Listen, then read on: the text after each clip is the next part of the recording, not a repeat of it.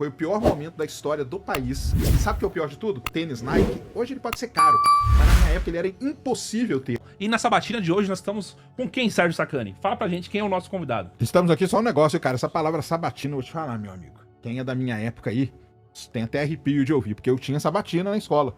Sim. Você era sabatinado na escola, não era prova, não, era sabatina. Tipo prova oral. É, exatamente, você tá Entendi. maluco, odeio isso aí, essa palavra aí. Mas quem tá aqui hoje com a gente aqui, ó, Renan Santos aqui, ó, está aqui do Missão, né? Da missão.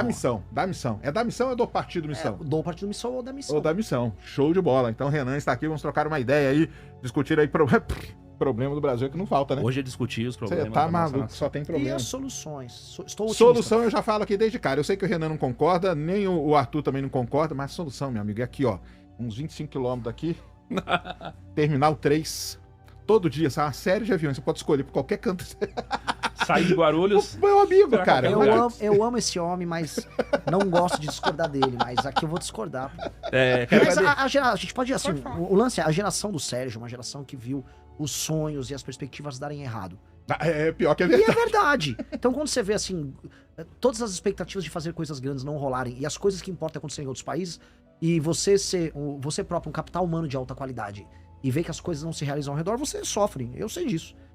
Eu não sou um capital humano de altíssima qualidade como você, mas eu sinto, na real, eu sinto essa frustração. E esse é o problema. Por isso que a gente tem aquelas pedras do Brasil um hostil. É uma coisa meio. Já deu errado. Então, se deu errado, vamos todo mundo embora, que é a tese. Só que não acho que vai acontecer isso, ainda mais com as nossas aventuras de terras raras que vai rolar nos próximos anos. Só quero ver, hein? Vamos falar muito de terras raras, hein? Na verdade, você viveu o período da hiperinflação dos anos Cara, 80. eu vivi o Você período. pegou... Eu nasci no meio da ditadura, né? É. Pra mim, o pior nem foi hiperinflação, não. Hiperinflação foi terrível e tal, não sei o quê. Mas eu vivi um negócio, uma época, cara, que era chamada reserva de mercado. Foi o pior momento da história do país. E sabe o que é o pior de tudo? Foi o único momento da história do Brasil onde a direita, a esquerda e os militares estavam juntos. Porque a direita, que é nacionalismo, pá, não sei o quê, a esquerda contra imperialismo, papapá, e os militares, que é Brasil e tal. O único momento da história em que os três estiveram juntos, reserva de mercado, cara. Eu falo pra galera, a gente via o tênis Nike, hoje ele pode ser caro, mas na minha época ele era impossível ter. Sim. Você não podia ter computador, entendeu?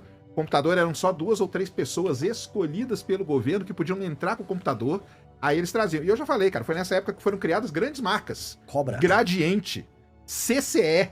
Meu amigo, cara, nossa, pelo amor de Deus, não é bom nem lembrar. Reserva de mercado, ó, os analistas econômicos, eles falam que, no mínimo, a reserva de mercado atrasou o país uns 30 anos.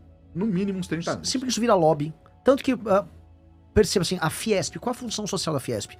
Num país que se desindustrializou. Eles ficaram trabalhando só com reserva de mercado. É. Mesmo a Anfávia, que trabalha com a parte de automóveis, todo o lobby que eles tiveram ao longo das últimas décadas foi em gerar reserva de mercado. E aí a indústria automobilística acabou. Exatamente. Olha como terminou. O Marcos Lisboa, que era o grande advogado dessa questão da indústria nacional, das grandes montadoras e tudo mais, vamos proteger. Não, ele era o contrário.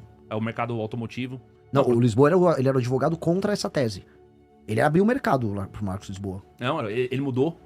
Ele foi um cara que mudou de lado. Lisboa? Marcos Lisboa. Que eu sei do Lisboa, ele sempre foi altamente contrário a qualquer tipo de protecionismo e intervenção. Tanto que ele é o maior inimigo da Zona Franca de Manaus, com razão. Sim, o Lisboa, ele é bem do... O Lisboa tem um vídeo famosíssimo, em que ele vai num evento, acho que da Anfávia, que é essa federação, e aí eles, o que fazer no setor? Ele, cara, literalmente o que vocês não fizeram nos últimos anos. Se vocês tivessem direcionado esse lobby de vocês, em vez de ficar protegendo o setor, para ter reformas de competitividade. É isso aí. Porque no fim do dia, todos os assuntos que a gente vai abordar aqui vão bater nisso. Vamos ter uma indústria ligada, vamos dizer, aos subprodutos oriundos das terras raras. Pode falar com o Trump, pode falar com quem quiser. Se você não tiver uma reforma de competitividade, não dá pra ter uma empresa aqui. E se não dá pra ter empresa aqui, não vai rolar nada aqui. E este é o problema. Essas empresas, esses lobby, nunca foi a favor dessas reformas de competitividade. Ele só queria cuidar dos interesses mais mesquinhos do setor e o setor termina quebrado. É osso. Aí a única coisa, assim, o Collor foi terrível, obviamente, horrível e tal, mas uma coisa boa que ele fez foi abrir, né? Aí quando abriu lá, aí foi uma... Mas é terrível, cara, que aquele período ruim, viu? A hiperinflação era também, cara. Hiperinflação, eu lembro que eu ia no supermercado com a minha mãe, cara, ela recebia o salário, a gente ia imediatamente no mercado, enchia 4 carrinhos. Sabe o que aconteceu nessa época? Começou a ter... Olha só que coisa interessante, hein? As casas brasileiras começaram a ter uma coisa que nunca tinham antes, despensa. Sim, bem Sabe, lembrado. despensa? Pra você fazer estoque, Pra lógico. você estocar a comida. E outra coisa, sabe o que começou a vender muito no Brasil? Que não tinha? Freezer. Porque você comprava carne e congelava a carne. Nossa, você lembrou. E lembra Então, do período que freezer- acabou a carne também? Isso, Essa aí depois época. teve o período. Então aquele freezer horizontal assim, começou a vender no Brasil foi nessa época, porque a gente tinha que ir no supermercado comprar tudo, porque se você não comprasse naquele dia, no dia seguinte seu salário já não valia mais o que você tinha ganho. No outro dia pior ainda, e assim ia indo. Então, cara, a gente emendava 4 carrinhos, tinha um ganchinho no carrinho. Nossa, você tá lembrando. Pô, eu lembro que você cara, quantos anos? eu tenho 51. É, bom, eu era uma criancinha, mas eu lembrava de esse negócio de colocar o carrinho atrás do outro. É, A enganchar o outra carrinho no era outro. chegar no mercado cedo antes de virem com as Com a remarcadoras marcação, pra, isso aí. pra mudar o preço, pra você pegar o preço do dia anterior. É isso mesmo. Aí você, pô, vou comprar com o preço do dia anterior. Sou fiscal do Sarney. Né? Meu amigo, sou E fiscal do Sarney. e o remédio pra isso, pra muitos, foi um controle de preços, né? Tinha Foi. controle de preços depois pra tentar controlar essa questão da inflação. Aí o Brasil começou, né? O congelamento era uma tese que era muito falada, tal, não sei o quê. Até que os caras lá, 4 caras, né? Que agora não vou lembrar o nome deles, que eles se reuniram, os economistas lá, e montaram o que foi a base aí do tal do Plano Real, né? Depois de algum tempo e tal, porque viram que esse negócio de congelamento de preço não dava certo e tal. É uma história aí. Quem nunca ouviu essa história aí, eu acho que tem um podcast só de áudio no Spotify. Agora eu não sei se é do Estadão que fez, a FU, um desses caras aí que entrevistaram esses caras do Plano Real, entendeu? Uhum. E é muito legal eles contam essa história, porque eram teses econômicas, entendeu? O cara que criou como chamava lá, cara? O RV?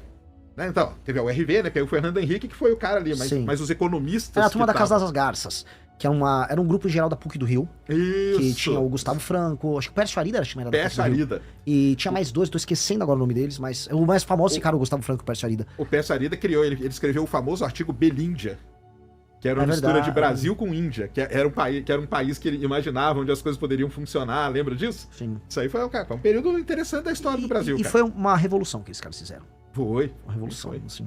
Mas estamos num preâmbulo grande aqui. Isso aí. Mas eu sou dessa época, por isso que eu quero... Mas você tá me trazendo agora um exemplo de como as coisas podem dar certo. Pode, deu certo. Te dou um exemplo, a gente resolveu hiperinflação, Resolveu a hiperinflação. que é um Exatamente. problema muito maior do que resolver quilombolas Sim. Não, isso aí com certeza. Não,